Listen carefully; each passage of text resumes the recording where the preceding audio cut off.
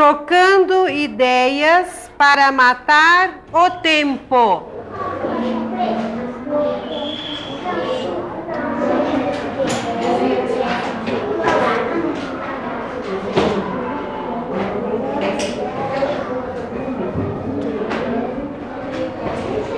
Com ele. Antes de perder.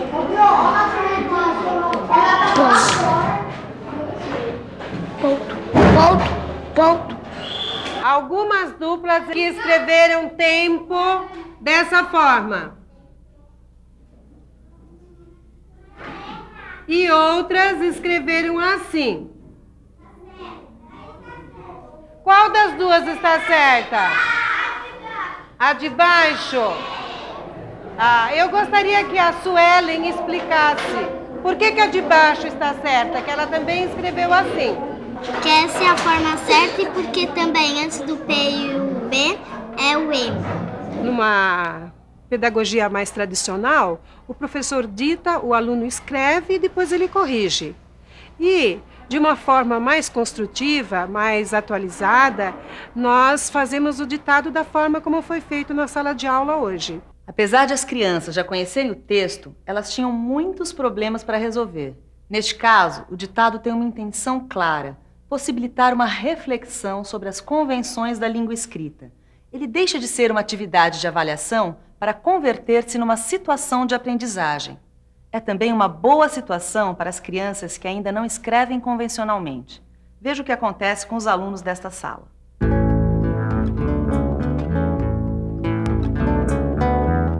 A atividade vai ser a seguinte: eu vou ditar essas brincadeiras e vocês vão escrever aí uma embaixo da outra, tá bom? Esconde, esconde.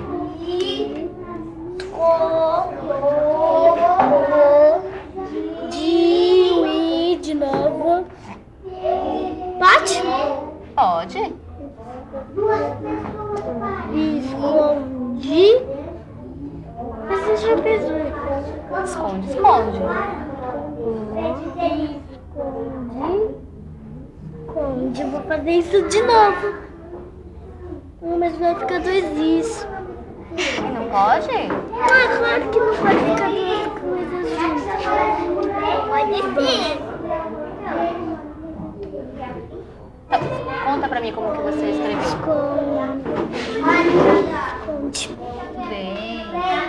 Além da cópia e do ditado, outra prática tradicional na escola é a leitura em voz alta. Mas em quais situações faz sentido ler em voz alta? Nós discutimos sobre a leitura em voz alta e nós chegamos assim às conclusões de que a leitura deve ser feita em voz alta sempre que que o aluno tenha que comunicar alguma coisa que os outros não tenham o texto em mãos, ou que alguns ainda não leem convencionalmente. Então ele vai precisar estar passando informações para a classe. Nem sempre foi assim, né? Que muitas vezes nós, como professoras, eu muitas vezes fiz isso, de chamar mesmo o aluno na frente só para tomar leitura, né? Então, vamos pegar o texto da página tal, deixa eu ver como é que você está lendo. Está lendo bem, se não está, aquilo vale a nota. Nós, como alunas, acho que passamos por isso também. Então, dá um outro olhar para essa questão da leitura em voz alta, acho que isso é muito importante, que nós vemos ainda muitos alunos ainda com medo de ler, né? De pegar um livro e ficar com medo, porque o professor vai tomar a leitura no outro dia, que ele tem que ler bem, né? Ler bem para quê? Uma avaliação só. A professora Valéria colocou bem a questão. Durante muito tempo, acreditamos que era possível verificar a competência leitora dos alunos através desta prática. Vamos assistir a uma atividade onde a leitura em voz alta faz sentido tanto para quem lê como para quem ouve.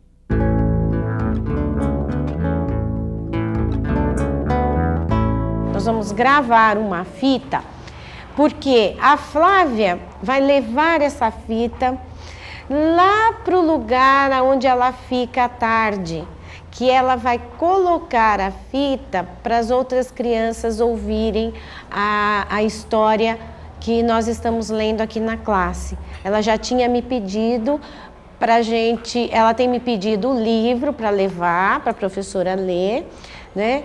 E ela me disse também que que ela conta os capítulos para as irmãs e também lá onde ela fica à tarde, os capítulos do livro que a gente está lendo. Então hoje eu resolvi fazer diferente. A gente grava para ela levar a fita e lá as crianças vão ouvir a história que vocês vão ler, tá certo? O livro é o livro das 1001 Noites, que já começou a ser lido lá na sala de leitura. A professora já contou para vocês a primeira história, né? Eu já li algumas e hoje nós vamos ler mais algumas histórias daqui. Hilton, quem é que está contando as histórias aqui? A Sherazade. É Sherazade. Ela é mulher Do rei. Ah. Se ela não contar pro rei, o rei mata ela. Na questão da leitura em voz alta, se teve fluência na leitura, se as crianças, quando ouvirem, vão ter condições de entender a história, o que precisa ser melhorado e o que está bom. E se precisa ser gravado de novo ou não, se precisaria ensaiar mais ou não. Na madrugada seguinte, antes de Dinazade acordar, o próprio Shahryar pediu a Sherazade que narrasse a história do velho dos dois cães pretos. Antes de amanhecer, Dinazade pediu à irmã que contasse alguma outra história, de preferência de encantamento. Porém, o sultão queria saber o que acontecerá ao mercador que esperava o gênio. Uma próxima atividade que eu vou estar propondo eu vou estar colocando essa fita para as crianças ouvirem, que é para que elas possam fazer uma análise e uma reflexão se o que foi gravado está bom ou não.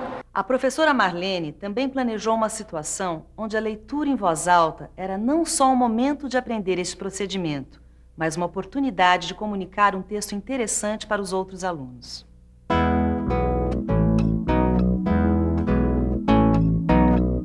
Esse é o último ensaio das meninas que vão fazer a leitura dramática pra gente.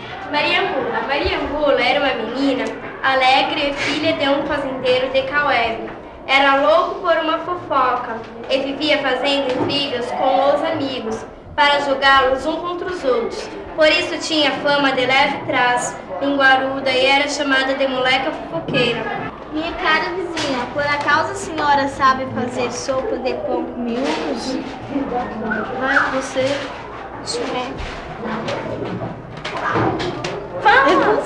Claro, dona Maria. É assim. Primeiro colocasse o pão de molho em uma xícara de leite, depois despejasse este pão no caldo e antes que ferva, acrescente-se os miúdos. Só isso? Só o vizinho. Ah, mas isso eu já sabia. O Silvio tinha uma observação para fazer para vocês. Vamos ouvir o que ele tem para falar. Vai falar?